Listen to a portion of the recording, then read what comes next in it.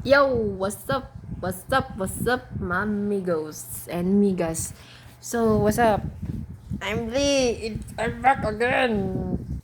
And nagtitake ako ng video ngayon kasi tang ina, naiirita ako. Sarap manapak. Yo. So, gumawa ako ng video kasi may dahilan ako. Story time tayo yun. Kasi pag hindi ako nakikipagkwentuhan gusto ko manapak. Yo. So, story time tayo. So, um, meron nag-chat sa akin. Actually, she's my classmate year 2018. Nag-chat lang siya. Kinamusta niya ako, sabi. Lee, kumusta ka na? Sagot ko, okay lang naman. Eto, ganun pa rin. Patuloy pa rin ang buhay. Sabi niya. Mabuti naman kung ganun. Balita ko ang saya-saya mo sa boyfriend mo. Sabi ko, oo naman. Actually, I'm glad na kahit pa paano, sumaya naman ako. Sabi niya. Sabi niya. Alam mo ba, meron ako i-share. Tapos pinakinggan ko lang siya. Sabi niya. Alam mo ba, walang forever. Di kayo magkakatuloy ng boyfriend mo. Bitch! Ngayon lang tayo nag-usap. Kasi yan ang isasabihin mo sa akin na hindi kami magtatagal ng boyfriend ko. Bitch! I don't give a fuck! Hindi ako katulad mo na mag-i-expect na kami, na habang buhay kami magsasama. Bitch, tanga ka ba? Parang ginawa mo akong batang walang utak. Tapos sasabihin mo pa sa akin, hindi kayo magtatagal ng boyfriend mo, maghihiwalay din kayo niya, lolokohin ka din, mga et cetera. Ang dami niyang mga negative na sinasabi, yung mga, alam mo yun, basta ang dami niya sinabi. Kasi, kahit hindi naman ako nagtanong, nagkwento siya sa love life niya, sabi niya, naghiwalay kasi kami ng boyfriend ko. Kasi hanggang 2 buwan lang ang tinagal namin. Naghiwalay kami kasi hindi ko na kaya yung ugali niya. Bitch! Tapos ipapasa mo, yung pagiging broken mo, ipapasa mo sa akin, tapos magiging bitter ka sa akin, kasi nakikita mong masaya ako sa ibang tao.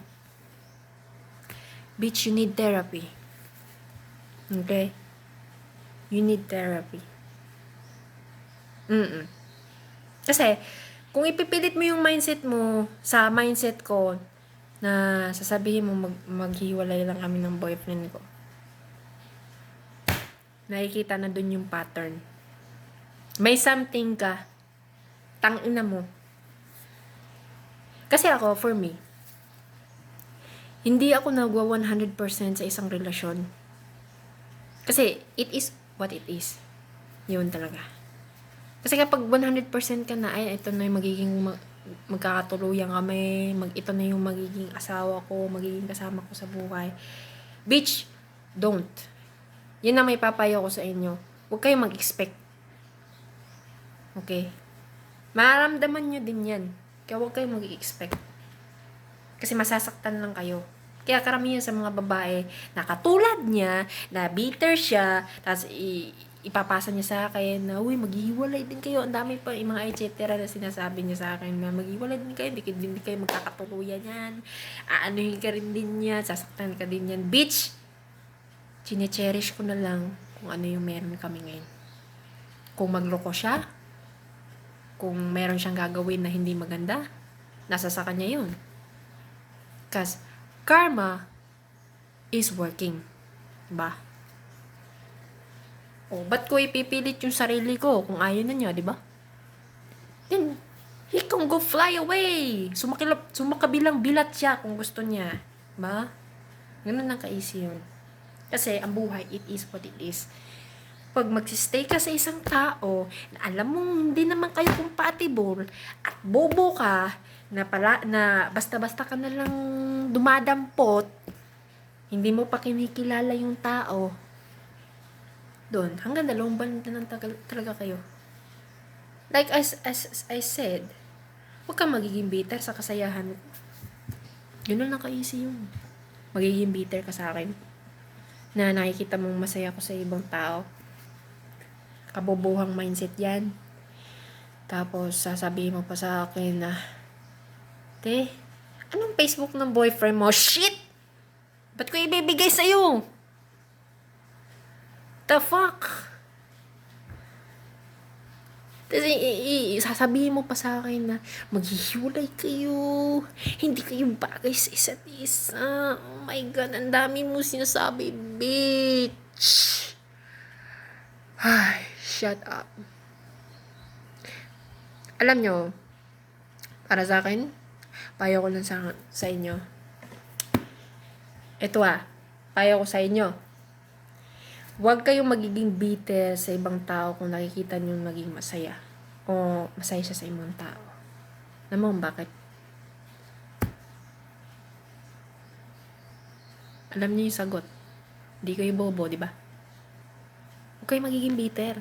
Kung masaya yung tao sa ibang tao, like kung masaya siya sa lalaki niya, masaya siya sa boyfriend niya, sa girlfriend niya, hayaan nyo.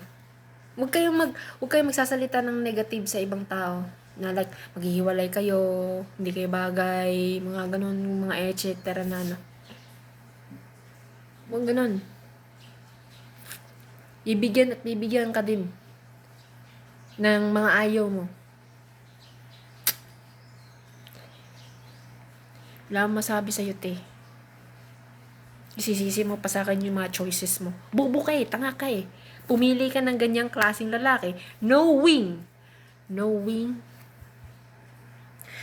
na dapat nung nag-dating pa kayo, nakikita mo yung mga galaw at kilos niya. Kagaya ko. Totoo naman, dinidate ko lang siya. Noon. Dinidate ko lang talaga siya. Tapos kinikilala ko. Kahit sabihin na hindi kami magkasama araw-araw, pag marunong ka mag-analyze na isang tao, makikilala mo yan through the eyes. Sinungaling ba yan o hindi? Tapos, may mag-chat-chat tayo, nga sasabihin, maghihiwalay kayo. Putang ina mo.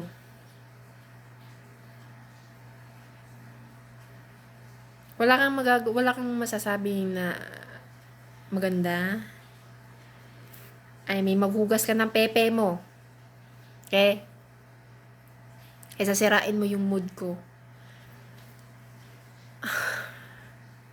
Sasirain mo yung mood ko. Ba?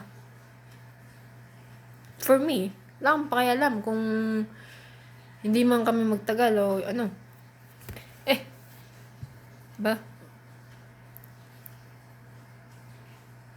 It is what it is. So, yun lang.